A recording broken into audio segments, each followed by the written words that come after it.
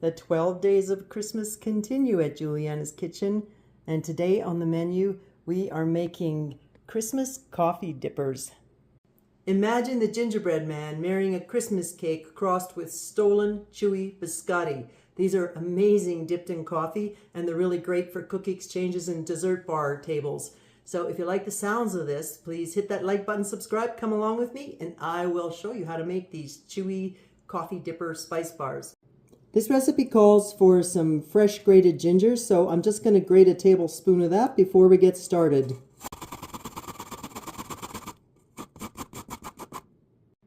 A couple other quick prep things we should get ready is to have a third cup of walnuts chopped and a half a cup of candied ginger, and that's the size you want to chop it. They're kind of like the size of small peas.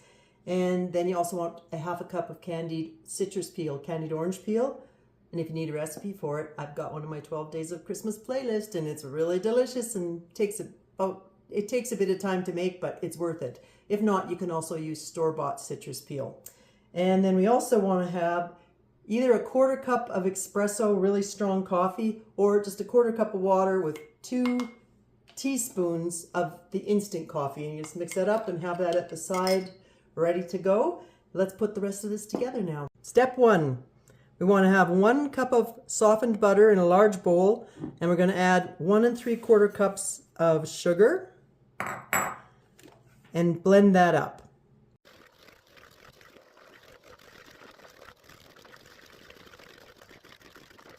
To this we want to add 2 eggs,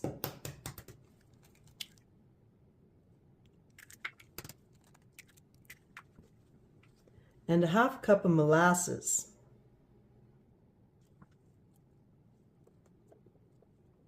And let's add that tablespoon of fresh grated ginger. And we'll blend this up for a minute.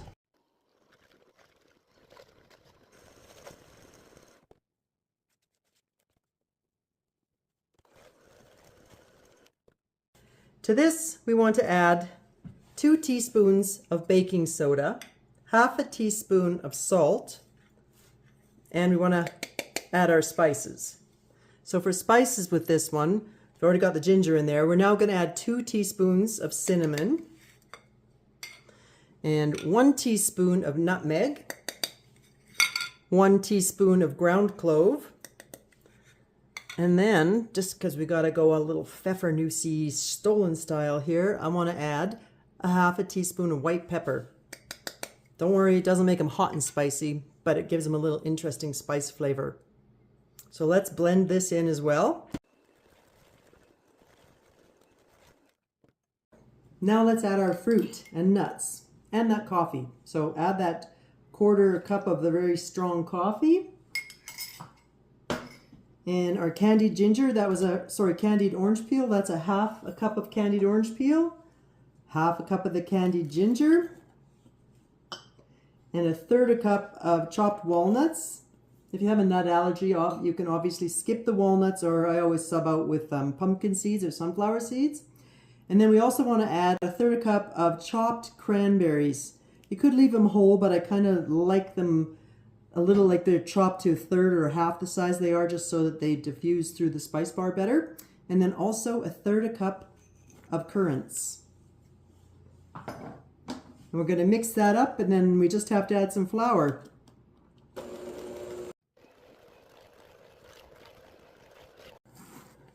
For the flour, we want it sifted, and we want to add about a half at a time.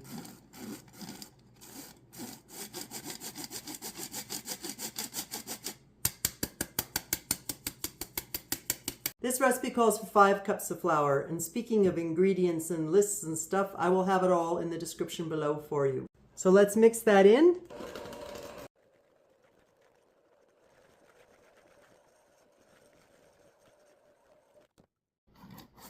So we'll just add the last of the flour and mix that in too.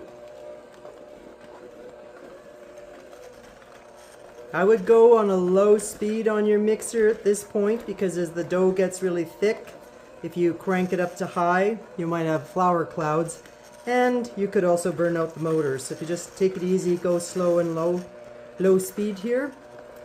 it'll all blend together nicely. When it's pretty well mixed and it's sticking to the mixer like this, we're going to switch to our hands.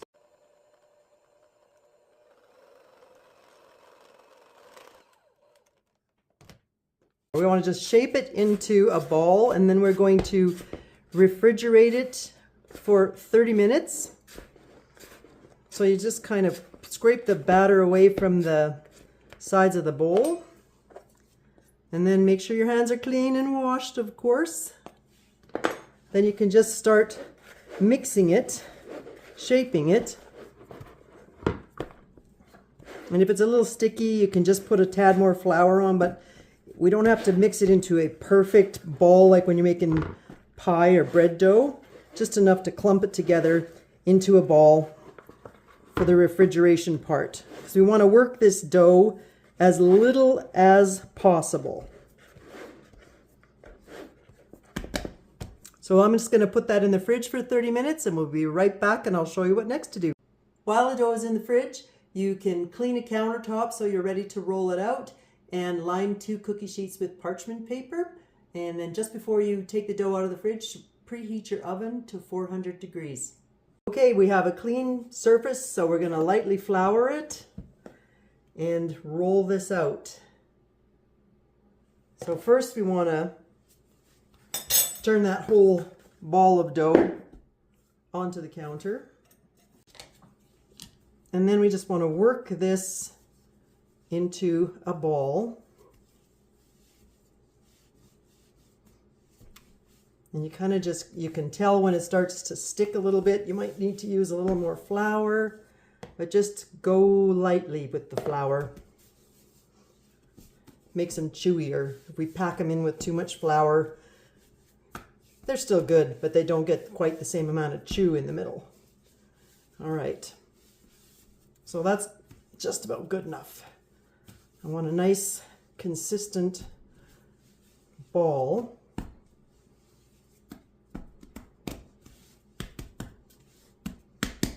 So I can cut it into 8 pieces because we're going to make 8 rolls.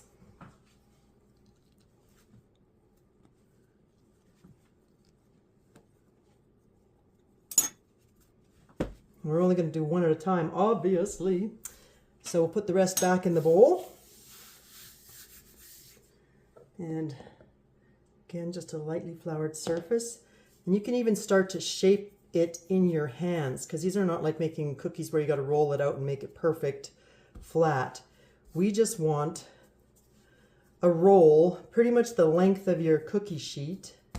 So by the time you roll this out, and I'm putting them on the cookie sheet lengthwise, it's going to be about, I think, 14 inches, but the idea is that it's about 1 inch to 1.5 inches, 1.25 inches thick, or like in diameter here. I'll show you. Let me get the pan. So we have our sheet lined with parchment, and I can see that I'm not quite the length of the pan, so I can roll it a bit more. Then it's okay if you're not exactly the right length. And then put that on the pan and repeat. You want to keep them spread out a good like 1.5 inches, 2 inches in between each roll, so you're only going to put 3 on each pan.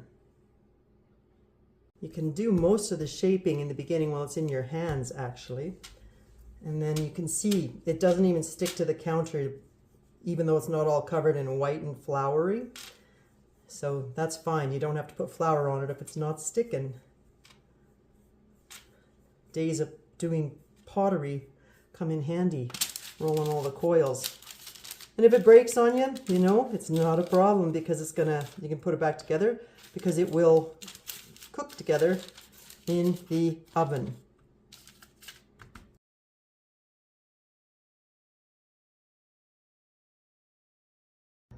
So these are going to bake for about 12 minutes. They don't change color a lot, so keep an eye on them. I will show you in a second what they're supposed to look like when they get there. How you tell if they're done is that you can see they've kind of flattened out, and they've got little cracks in them, and the bottom will be slightly browner than the rest of them.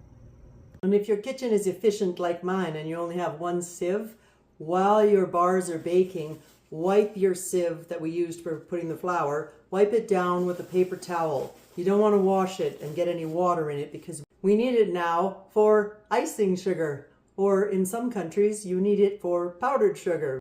And that is so that when they come out of the oven while they're still warm, we can sprinkle some powdered sugar on them. Give them that, let it snow white dusting of icing sugar. And then we're going to let them cool till they're cool enough that we can touch them to slice them into bars. As soon as they're cool enough to touch, you can cut them. And I like to cut these into diagonals. And it's always easier to use a big knife and press straight down rather than saw with a little knife. But I don't think my knife's big enough quite to get all three at once. So I'll just cut two at a time.